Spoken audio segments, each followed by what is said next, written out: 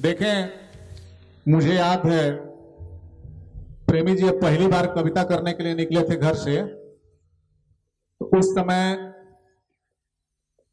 इतना चस्का चढ़ा कविता का कि 5-6 महीना ये बाहर से घर ही नहीं आए और भाभी जी परेशान हो गई थी। कहाँ हैं?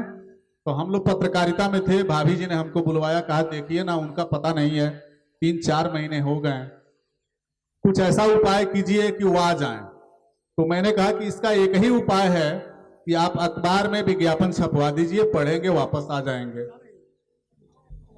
तो उन्होंने लिख करके दिया था, हूबहू वही अखबार में छपा था और वह मैं बता रहा हूं। तो भाभी जी ने लिखवाया था कि अय मेरे 12 बच्चों के बाप, तुम्हें लग जाए काली मैया का साप, आदमी हो या कसाई, इस तरह जाते शर्म नहीं आई, पूरी प्लाटून छोड़ गए हो, एक इंजन में 12 डब्बे जोड़ गए हो। क्या बात है। जब मैं इनसे तंग आती हूं तो एक बात कह के डराती हूं, नहीं मानोगे तो तेरे बाप को बुलवा दूंगी, उनकी ढेर सारी कविताएं सुनवा दूंगी।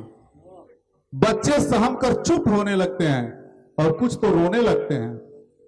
इसलिए जहां इच्छा हो नाचो और गाते रहना, लेकिन मनी ऑर्डर कवि सम्मेलन का हर महीने भेजवाते रहना। क्या बात है। तुम्हारे प्राणों की प्यासी श्रीमती सत्यनाशी।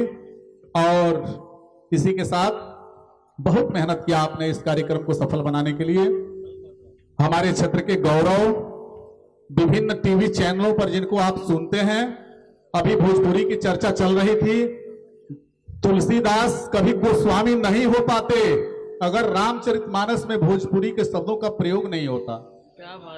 पंडित राहुल सांकृत्यायन कभी पंडित नहीं कहलाते अगर अपनी रचनाओं में भोजपुरी के शब्दों का भी प्रयोग नहीं किए होते। और तो और महाकवि सूरदास, उनकी सूर सागर को पढ़िए, सूर सरावली को पढ़िए, वह सारे महाकाव्य हमारी भोजपुरी से ही समृद्ध हुए हैं। भोजपुरी भाषा को देश विदेश तक पहुंचाने वाले हमारे अग्रज, इस क्षेत्र के गौरव। माइक्रोफोन आपके सामने, आदरणीय प्रेमी जी।